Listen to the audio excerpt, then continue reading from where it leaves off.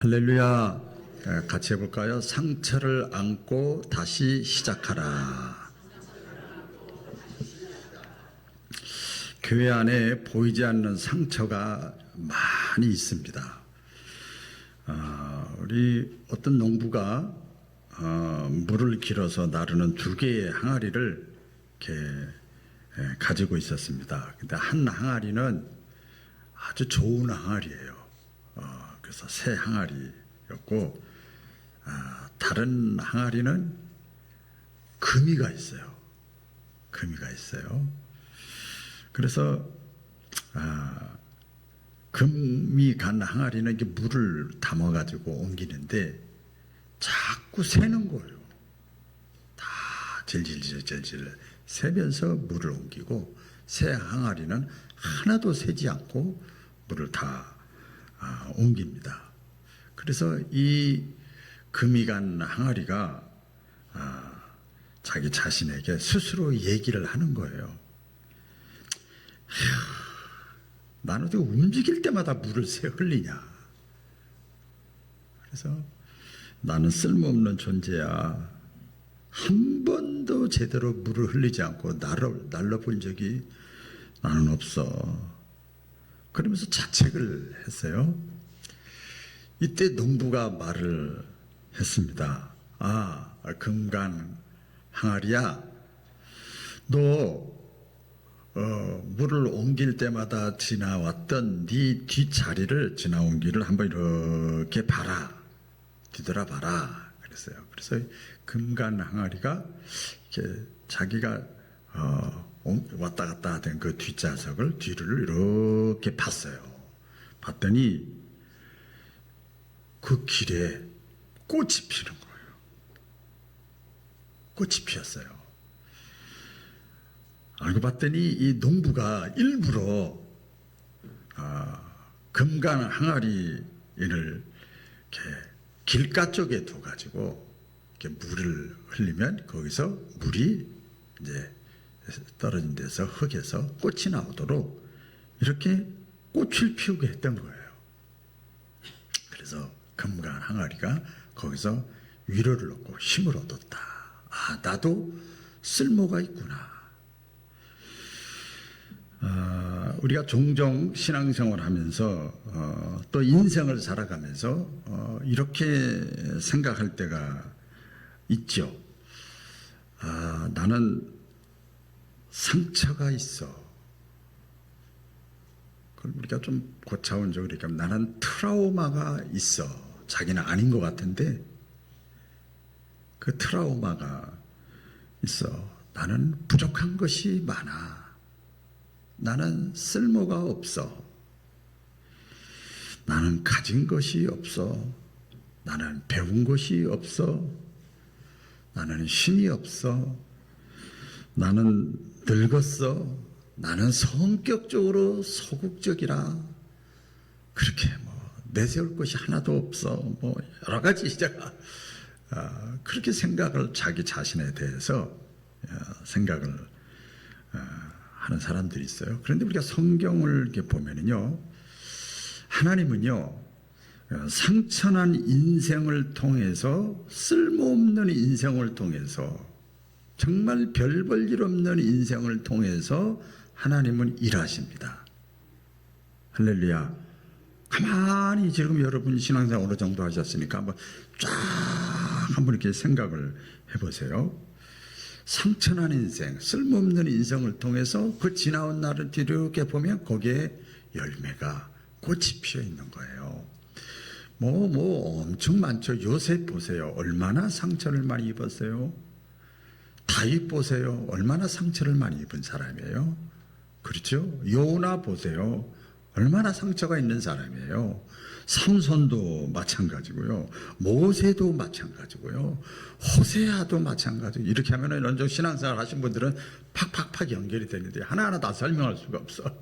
호세아 같은 사람은요, 아내가 나가서 바람 펴서 딴 남자하고 데리고 오면 또 바람 펴고, 데리고 오면 또 바람 피고, 자식까지 낳고 막 그래. 그래도 데리고 오래. 이게 호세아예요. 상처를 얼마나 입었겠어요. 그렇죠? 베드로도 마찬가지고요. 베드로도 또 예수님의 제자 가운데 제자들이 다 그렇죠. 삭개오도 그렇고요. 또 가늠한 여인도 그렇고요. 남편 5이나 있는 사마리아 여인도 그렇고요. 다 보면 상처가 있는 사람들이죠. 온전한 사람이 없어요. 여러분 교회 안에도 마찬가지입니다. 겉은 그럴듯하게 우리가 이렇게 앉아서 예배를 드리고 있지만 이 속에는 금간 항아리와 같은 그런 마음들을 가지고 우리가 예배를 드리는 사람도 많이 있잖아요. 흔히들 교회는 거룩한 곳이다 이렇게 생각을 하고 또 말을 합니다. 그런데요, 또 성경을 보면 동시에 이 교회는 상처 입은 사람들이 모인 곳이 교회예요. 정말 잘 먹고 잘 살고 세상적으로 아무 죄가 없는 사람들은 교회에 나갈 마음이 없어 하나도.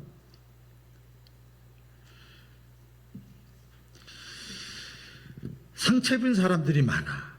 그러니까 어떻게 되겠어요? 가만히 여러분 생각을 해보세요. 그러니까 상처라는 건 여러 가지가 있어요. 이따가도 말씀드리겠습니다만, 내가 상처를 입은 상태에서 교회에 나왔기 때문에 원치 않게 따라해 보겠습니다. 원치 않게. 내 마음은 그렇지 않은데 내가 상처를 입다 보니까 원치 않게 상대방에게 상처를 주고, 또 저 사람도 마찬가지로 원치 않게 나에게 상처를 주고받고 그렇게 돼요. 그러니까 겉으로는 이렇게 예배를 드리지만 마음속에 약간 상처를 안고 있어요. 제가 한번 묵상을 해봤어요. 제 인생이나 우리 성도들의 삶이나 지금까지 종합적으로 보면 관계에서 생기는 상처들이 있더라고요. 오해와 또 오래된 그 관계 속에서 상처들이 막 생겨요. 이런 거죠. 기대를 했는데 실망이 큰 거예요. 그러면 그냥 마음의 상처를 입는 거죠. 내가 믿었는데, 물론 겉으로는 예수님만 믿으라고 그러지만 이 사람은 내가 믿었는데, 신뢰했는데 배신을 했을 때 그때 상처를 입죠. 내가 사랑받고 싶은데, 인정받고 사랑받고 싶은데 무시당하는 것 같고 거절을 할 때, 특별히 이게 가까운 사람일수록 우리가 상처가 더 깊죠. 지나가는 사람, 나하고 모르는 사람이면 상처 안 입습니다. 무슨 얘기를 해도, 때려도, 두드려 맞아도 절대 상처를 안 입어요. 가까운 사람일수록 상처를 입죠. 관계뿐만 아니라 자기 자신에 대한 그 실망 때문에 상처를 입는 사람도 있습니다. 나 그래도 똑똑하고 바른데, 내 나름대로 나 인생 그렇게 사는데 왜 나는 이 정도밖에 안 되나?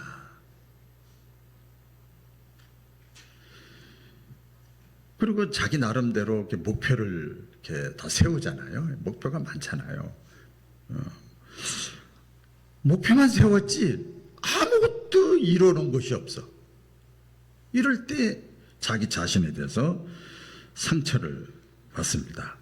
그리고 누구나 다 마찬가지겠습니다. 난 1년 전, 6개월 전, 10년 전, 그때 과거에서 내가 잘못된 행동을 했을 때 그것이 후회가 되잖아요. 그때 그게 또 상처가, 이거 다시 주워 담을 수도 없고 그런 경우도 있고요. 또 비교하고 평가하면서 상처를 입는 분이 많아요. 우리나라 사람들은 특별히 비교고 평가를 잘해요. 세계적인 1등이랍니다. 그것도 조사해 보니까 딱 만나면 너 몇 살이야? 그게 뭔 상관이 있어요. 저에게 둘째 아들이 미국에서 있다가 왔는데 그 보니까 거기는요 친구래요. 막 그래서 나 친구라 그래서 나이가 비슷한가 봤더니 나이도 한참 어린 사람이 있고 한참 많은 사람도 있고 생각이 같으면 다 친구랍니다. 우리나라는 어때요? 나이가 비슷해야 친구잖아. 생각이 다 틀려도 그냥 어깨 껴 맞추잖아요. 자기 자신에 대해서 비교 평가하는 거죠. 남들과 나를 비교할 때 왜 나는 이렇게 무능력할까? 왜 나는 이렇게 못생겼을까? 나는 왜 사는 게 이렇게 이럴까? 그럴 때 자기 스스로 이렇게 뭐랄까요? 상처를 입죠. 또 원치 않는 갑작스러운 사고 같은 거, 뭐 이별, 뭐 죽음의 사건, 갑자기 뭐 사고가 생겼다든지 또 뭐 질병이 걸렸다든지 이럴 때 겉에서는 말을 안 하는데 보면 이미 상처가 깊게 들어가 있는 사람 있죠. 또 관계와 같은 건데 가까울수록 예의를 지켜라. 어떤 분이 그렇게 자기는 그렇게 합니다. 아무리 나이가 어려도 저는 반말을 안 합니다. 그래서 전 그 말이 저는 편하면 진짜 편하게 하는 편인데 그 얘기 듣고 굉장히 조심한다고 하는데도 그렇지 그게 참 힘들긴 힘들어요. 이게 보면 농담으로 했던 말이 평상시엔 똑같은데 본인의 상황과 형편에 따라서 그것이 그 사람에게 상처가 되기도 하고요. 편해서 했던 말인데 원칙적으로 신앙생활 잘하십시오. 권사가 돼가지고 말이야, 집사가 돼가지고 말이에요, 회장님이 돼가지고 말이에요. 이제 잘 기본을 지켜야 되지 않겠습니까? 이렇게 하면 얼마나 딱딱해요. 한번 나와.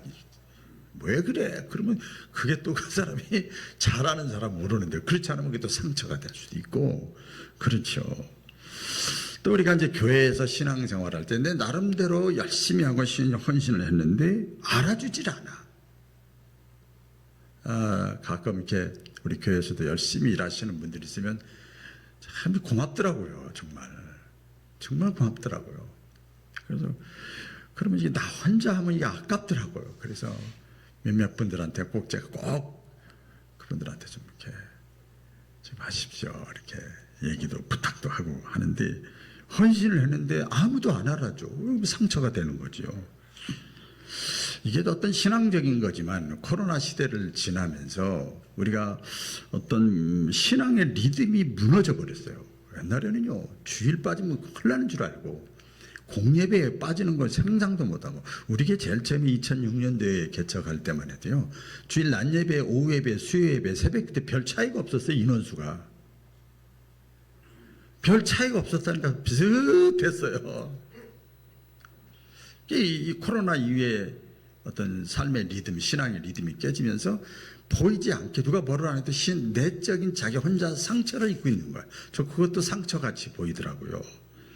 주변 사람들이 가까운 친척부터 시작해서 지인부터 시작해서 교회인들과의 관계 속에서도 주변 사람들이 애정 같지가 않아. 그러면 이제 실망하고 상처를 입는 경우가 있습니다. 특별히 이게 중장년 성도님들, 지금까지 신앙 생활하시는 분들은 이런 모든 상처를 다 안고 있잖아요. 그렇죠? 이거 다 안고 있으면서도 어떻게 해요? 참고, 견디고, 책임지고. 그래서 신앙생활 하시는 분들이 많아요. 그러니까 그 가정이든 교회든 개인이든 다 마찬가지예요. 그러니까 상처가 있어도 그때그때 그 상처를 표현하지 않습니다. 그냥 이렇게 마음에 삭히는 거예요. 마음에 삭히는 거예요. 인내하고 주님 바라보고 그런 분들이 있지요.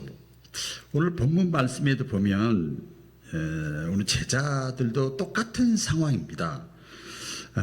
오늘 보니까 안식 후 첫날 이렇게 표현을 했어요. 안식 후 첫날에 무슨 일이 일어났었죠? 혹시 아세요?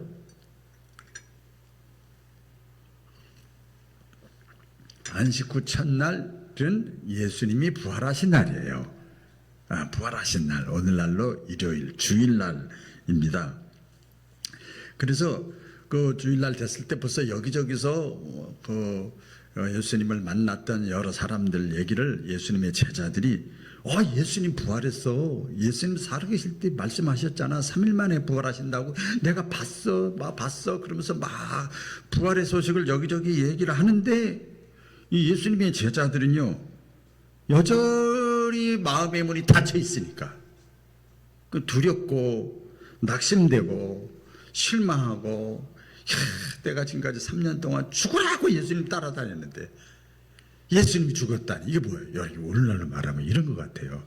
내가 지금까지 죽으라고는 아니지만 적당히든 열심히든 그때든 1년, 2년, 10년, 3년, 50년, 20년, 40년 예수 믿는다고 믿었는데 예수님이 가짜래. 이러면 여러분 얼마나 여러분 낙심되고 실망하고 좌절하겠어요. 예수님의 제자들이 이제 그런 거죠. 그래서 예수님이 부활했다는 소식을 들어도 마음의 문이 닫혀 있으니까 믿지를 않는 거예요. 그때 예수님이 찾아오신 거예요. 할렐루야. 그때 예수님이 찾아오십니다. 오늘 19절에 한번 볼까요? 다 같이 읽어보겠습니다. 시작. 그날 곧 안식 후 첫날 저녁 때에 제자들이 유대인들을 두려워하여 모인 곳에 문을 닫았더니 예수께서 오사 가운데 서서 그랬어요. 제자들은 문을 꼭꼭 닫고 뭐 하고 있어요? 숨었어요. 오늘 내용이 그 내용이잖아요. 왜 숨었을까요?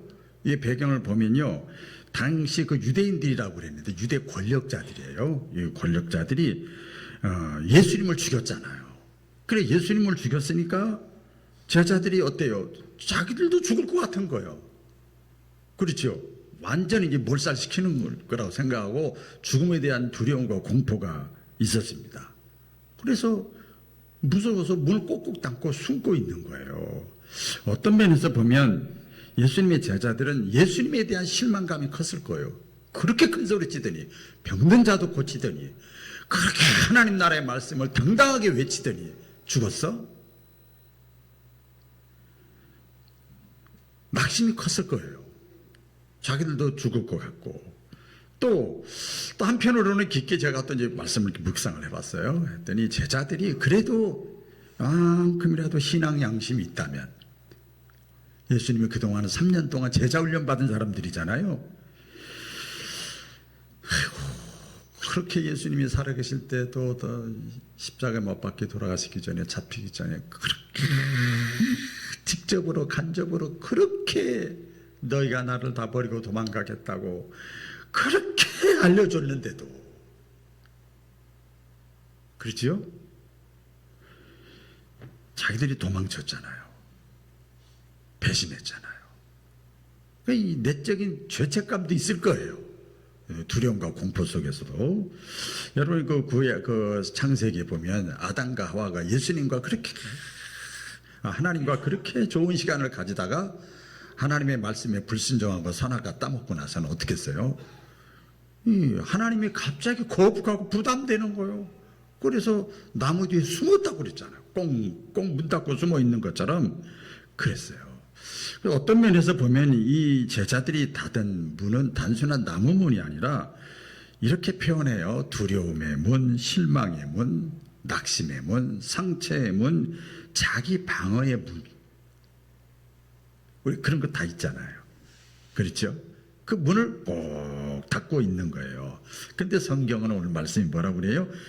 예수님께서 오셔서, 할렐루야, 예수님께서 오셔요. 그런데요, 저는 오늘 이 말씀 묵상하면서 참 그렇다. 이게 많이 아는 말씀인데도 새롭게 이게 다가오더라고요. 예수님께 오셔서 야, 문 열어, 이러지 않았어요. 문 안 열 거 알고 계셔? 두드리지도 않고 문 열라고 말씀도 안 하시고 어떻게 돼요? 굳게 닫힌 문, 부활하신 주님은 이제 하나님이시니까 굳게 닫힌 문을 통과해서 들어오신 거예요. 할렐루야. 들어오신 거예요. 여러분, 우리가 꼭 기억을 해야 될 것이 있어요. 그 뭐냐면, 우리 예수님은 우리가 준비가 다 되었을 때만 찾아오시는 분이 아니라는 거예요. 예를 들어서 내가 믿음이 좋을 때만 예수님이 내 마음속에 오시고, 내 형편이 다 안정되고 편안하고 그럴 때만 예수님이 오시는 것이 아니고, 나 혼자 고민하고 씨름하다 마음의 정리를 다 한 다음에 예수님이 찾아오시는 것이 아니고, 내가 열심일 때만 우리 예수님이 찾아오시는 분이 아니라 가장 내가 나락에 떨어져 있을 때, 가장 절망적일 때, 내 마음의 문이 꽉 닫혀 있을 때, 가장 내가 실망하고 있을 때, 내가 가장 약할 때, 내가 죄 짓고 있을 때,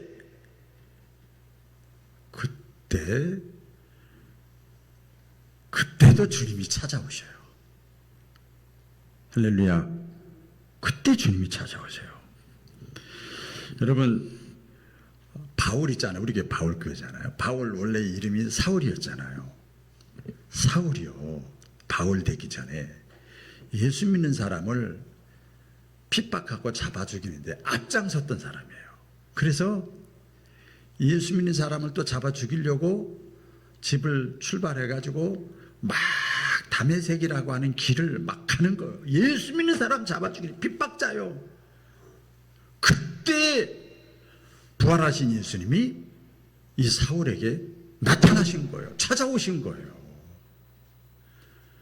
내가 지금 가면서 예수님 나에게 오세요 이런 적 없어요. 그때 찾아오셔요. 여러분, 그런 얘기 들어보셨죠? 죄 많은 곳에 뭐가 많아요? 은혜가 충만한 거예요. 은혜가 충만한 거예요. 구약성경에 보면 엘리야라는 사람이 있어요. 엘리야는 능력, 예수님이 변화산상에 있을 때 모세와 엘리야가 있었잖아요. 능력을 상징하는 거예요. 엘리야라는 사람이 있어요. 제자들처럼 엘리야도요, 그렇게 능력 있는 사람이고 하나님의 사람이고 기적을 많이 행한 사람인데도 한때 하나님에 대해서 문을 꽉 닫은 적이 있어요. 갈멜산에서 바알신 아세라신 섬기는 850명의 그 그쪽 선지자들하고 엘리야하고 1대 850대 1로 막 기도해가지고 승리를 거뒀잖아요. 그럼 의기양양하는데 그때 이세벨이라고 하는 왕후가 죽이려고 합니다. 그때 갑자기 두려움이 생기는 거. 여러분, 두려움이 안 생길 것 같지 않아요? 850대 1에서 하늘에서 불이 떨어져 가지고 막 물을 잔뜩 부었는데 그 물이 다 마를 정도로 기적을 행했던 엘리야인데, 이 왕후가 죽인다고 그래서 도망가요? 사람이 그래요. 강할 때는 굉장히 강한 것 같은데 약할 때는 또 한없이 약해져요. 마치 천사와 마귀가 백제 한 장 차이 있는 것처럼 이 엘리야가요 굉장히 약해졌어요. 그래서 도망갑니다. 두말하지 않고 하나님께 물어보지도 않고 도망가요.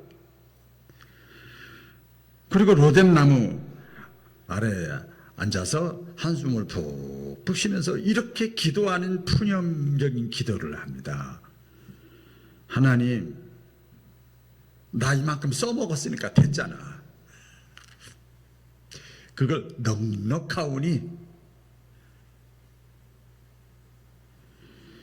이제 내 생명을 데려가 주세요. 막 기적을 행하고 막 이런 거 사람들이 막 대단하게 보는데 사실은 엘리야는요 너무 힘들었던 거예요. 과정이. 오늘도 잠깐 그런 어떤 얘기가 있었는데, 권력 있고 힘 있을 때 사람들이 와 대단한 것 같지만 얼마나 마음이 아픔이 스트레스가 있는지 몰라요. 다 내려놓으니까 좋다. 그러니까 내 생명을 거두어달래요. 이게 누가 하는 소리예요? 하나님의 능력을 행했던 엘리야가 그러는 거예요. 이거 얼마나 불신의 말입니까? 불신의 말이에요. 얼마나 상처를 입었으면. 그래, 엘리야는 지금 자기가 실패한 게 아니에요. 성공했잖아요. 850대 1의 선제들하고 싸워서 하나님의 살아계심을 보여준 사람인데 실패했는데도 실패해서가 아니라 지쳐서 그래, 지쳐서. 얼마든지 왕후가 죽인다고 해도 하나님 어떻게 하면 좋아요? 이렇게 했어야 될 거 아니에요. 끊임없이 하나님의 역사를 이루는데 방해꾼들이 많고 거기 지친 거예요. 그래서 무너진 거예요. 우리가 보면요, 아무것도 안 하는 사람 지치지 않아요. 공부도 운동도 보면 다 열심히 하는 사람들이 때로는 탈진이 올 때가 있고, 두려움이 올 때가 있고, 외로움이 올 때가 있고, 그럴 때 닫힌 공간으로 자기 자신을 스스로 넣잖아요. 그래서 요새 현대인의 병들, 우울증, 대인기피증, 우울증 이런 것들이 있잖아요. 이때 하나님께서 여러분 보세요. 보면 엘리야 선지자에게, 야, 너 왜 그러냐 도대체. 내가 너에게 그동안 보여준 게 뭐냐 그러면. 왜 너 이렇게 약하냐? 너 선지자 맞아? 너 목사 맞아? 이거는 똑같은 거죠. 지금까지 내가 너와 함께하지 않았냐? 이렇게 말씀하지 않으셨다는 거예요. 그리고 자기 생명을 거둬달라니까 하나님은 그냥 말씀도 안 하시고 까마귀를 까마귀를 보내가지고 배고픈데, 그래서 까마귀들이 조금씩 갖다 줘가지고 먹게 만들어요. 생명을 거둬달라는데 까마귀를 보내서 먹이시고, 먹고 나서 또 너무 탈진되니까 그냥 푹 잔 거예요. 어떻게 했다고요? 푹 잤어요. 여러분 그 삼성에서 나오는 이게 나오잖아요. 여기 시계하고 이렇게. 제가 한 얼마 만인가요? 거의 1년여 만에 처음으로 오늘 새벽에 축하 뺨 올리더라고요. 그러니까 항상 80, 90점 맞아야 되는데 항상 30점, 20점이야. 수면 점수가. 항상 그래, 항상. 근데 이번에 처음으로 80점이 빵 이렇게 무슨 축하적으로 막 바짝바짝 올라오더라고요. 이 엘리야를요, 조금 먹이신 다음에 충분하게 잠을 자게 만들어요. 여러분 오늘 말씀은 그겁니다. 분명히 말씀합니다. 아무리 내가 마음의 문을 굳게 닫았다 할지라도 예수님은 들어오십니다. 할렐루야. 내가 절망 중에 있어도 우리 예수님 말씀하셨잖아요. 뭐라고 그랬어요? 내가 다 준비되고 완벽하고 죄 없고 깨끗하고 양심적이고 완벽하고 의인을 부르러 온 것이 아니라 내가 죄인을 부르러 왔다. 그래서 이 닫힌 문을 통과해서 들어오셔서 예수님이 하신 말씀이 책망이 아니고, 베드로에게 했던 얘기나 똑같은 거죠. 너 왜 나 배신했냐? 왜 이렇게 의심하냐? 왜 이렇게 불신의 말을 하냐? 그것이 아니라 뭐라 그래요? 따라해 보겠습니다. 너희에게 평강이 있을지어다. 너희에게 평강이 있을지어다. 이거 히브리 말로 샬롬이잖아요. 샬롬. 그렇죠? 단순한 인사가 아닙니다. 이 평안은요, 상황이 좋아져서 오는 평강도 아니고, 문제를 다 해결해 준 다음에 이제 해결해 줬으니까 마음 평안히 가져, 이것도 아니고, 예수님이 자신이 평강이야. 예수님이 찾아오셔서, 야, 내가 지금 저 유대인 백성들 너희를 죽이려고 하는 사람 다 죽이고 왔다. 마음 평안히 가져라. 이게 아니고 주님 자신이 평강이에요. 여러분 기억을 하세요. 이거 좀 영적으로 깊은 내용인데요. 하나님은요, 다 체험하신 분들 많이 계실 거예요. 어떤 내가 절망과 낙심과 좌절 속에 있을 때, 상처 가운데 있을 때 그 문제를 해결해 주시기 전에 하나님이 주신 은혜가 있어요. 그거 놓고 막 엘리야 같이 막 좌절하고 낙심하고 막 씨름하고 막 이럴 때 그 문제를 해결해 주시기 전에 하나님이 먼저 주시는 은혜가 뭔가 하면 평안입니다. 할렐루야.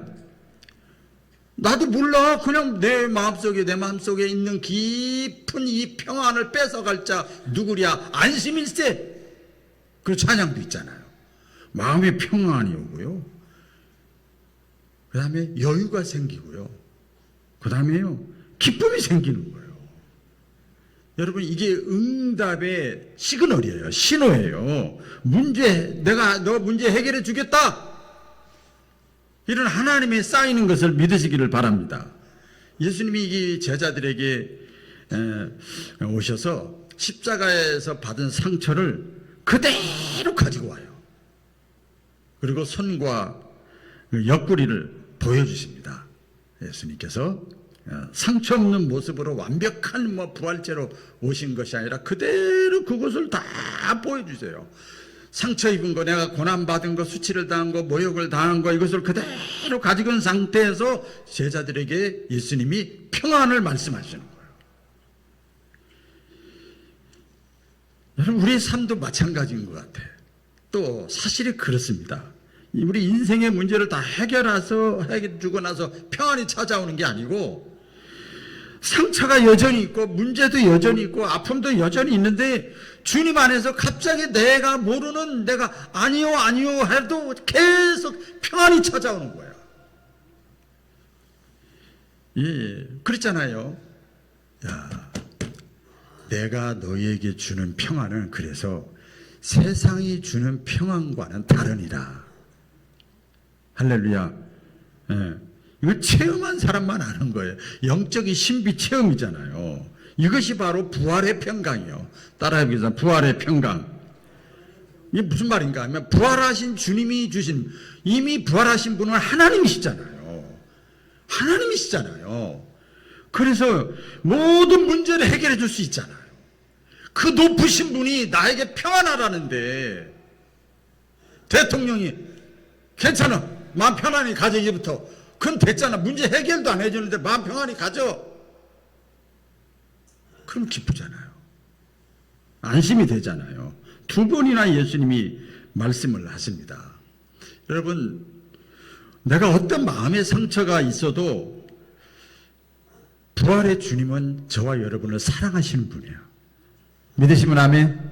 우리를 사랑하시는 분이기 때문에 평안을 주실 때는 내가 상상하고 예상하지 못했던 내 지식을 초월해서 충분히 합력하여 선을 이루실 하나님인 것을 믿으시기를 바랍니다. 그런 분이십니다. 그리고 나서 오늘 22절에 말씀합니다. 우리 22절 다 같이 읽어보겠습니다. 시작. 이 말씀을 하시고 그들을 향하사 숨을 내쉬며 이르시되 성령을 받으라. 따라하기 성령을 받으라. 참나. 상처 입은 이 공동체, 이 제자들에게 성령을 받으라 숨을 내쉬면서 예수님이 하시는 말씀이에요. 이게 좀 놀랍죠. 그리고 좀 이게 계산이 안 되잖아. 앞뒤가 좀 안 맞는 것 같죠. 아직 완전 회복도 되지 않았는데 믿음이 흔들리고 숨고 있는, 두려움이 있는 그들에게 예수님께서 지금 성령을 받으라는 건 무슨 뜻인가 하면 다시 한번 사명을 맡기시는 거예요. 할렐루야. 사명을 맡기시는 거예요. 저 자신도 마찬가지고요. 우리 흔히들 이렇게 생각을 할 수가 있지요. 재정 형편이 좀 나아지면 하겠습니다. 자녀가 좀 어느 정도 아까는 다 할 정도가 되면 내가 그때 봉사하겠습니다. 사람이 어떻게 그냥 딱 잘랐다 나무같이 그럽니까? 내 마음의 상처가 어느 정도 회복되면 그때 내가 다시 헌신하겠습니다. 연봉이 어느 정도 되면, 내 집을 사면, 그러면 내가 열심히 하고 11조도 내고 내가 하나님께 또 열심히 섬기겠습니다. 이렇게 생각하는 사람들이 있죠. 근데 예수님은 다르게 말씀하시는 거예요. 문제가 해결된 다음에, 치유받은 다음에 사명을 주시는 것이 아니라 부족한 상태, 어려운 상태, 힘든 상태, 그 상태에서 하나님은 사명을 맡기셔요. 제가 신학교 다녔잖아요. 보면 거의 다 그래요. 보면 참 다 힘들어, 어렵고, 그런데 신학교를 들어온 거예요. 그때 사명을 감당하다가 하나님의 살아계시는 체험하고, 그러다 보면 하나님께서 자녀의 문제, 삶의 문제, 이런 것들을 하나하나 회복시켜 주시고 축복하시고 문제를 해결해 주셔요. 근데 돈이 있습니까? 집이 있습니까? 좋아요. 그러면 또 기도 제목 있잖아요. 안타까운 거 있잖아요. 그때 하나님께 여러분 매달리셔야 돼요. 그래서 하나님은 아까도 말씀드린 대로 완벽한 사람에게 임하는 그런 하나님이시기도 하지만 성경을 다 보면 부족하고 형편없고 마른 막대기 같고 돌멩이 같고 티끌 같고 벌레 같은 사람들, 이런 사람들, 상처 입은 사람들에게 우리 하나님은 찾아오시는 거예요. 그리고 지혜롭고 똑똑하고 잘나갔다는 사람들을 부끄럽게 하셔. 하나님이 하나님됨을 알게 하셔요. 저는 말씀을 맺으면서 지금 이 자리에 함께 하신 우리 바울교회 성도님들, 말없이 주님만 바라보면서 교회를 지켜오신 분들, 많은 어려움 속에서도 끝까지 내 가정을 지키신 분들, 그나마 그분이 있었으니까 그분 가정이 상처를 안고도 그래도 자리를 떠나지 않고 있는 분들, 아까도 잠깐 광고 시간에 그랬지만은 그 추운 날씨에도 기침을 콜록콜록 하면서 새벽을 깨우고 나오신 12명의 분들, 저 그래서 너무나 소중한 보석 같은 존재들이다. 목사가 볼 때 그런데 하나님이 볼 때 오죽하겠어요. 영적으로 단지파다. 단지파. 이런 자들에게 우리 주님이 말씀하시는 거예요. 이거 가정적으로나 교회적으로나 다 마찬가지입니다. 내가 너의 아픔과 상처 내가 다 안다. 문 닫지 말아라. 닫았냐? 내가 다시 네 마음속으로 들어가겠다. 그리고 말씀하셔요. 너에게 평강이 있을지어다. 성령을 받으라. 그리고 다시 시작하자. 이제 2026년 엊그제 같은데 한 달 지나갑니다. 얼마나 빠릅니까? 개인과 가정과 교회의 진정한 회복은 외적에 있는 것이 아니라 살아계신 하나님, 부활하신 나를 사랑하시는 분, 그분께 불신하지 말고 우리의 마음을 열 때 회복의 은혜가 임할 줄로 믿습니다. 기도하겠습니다.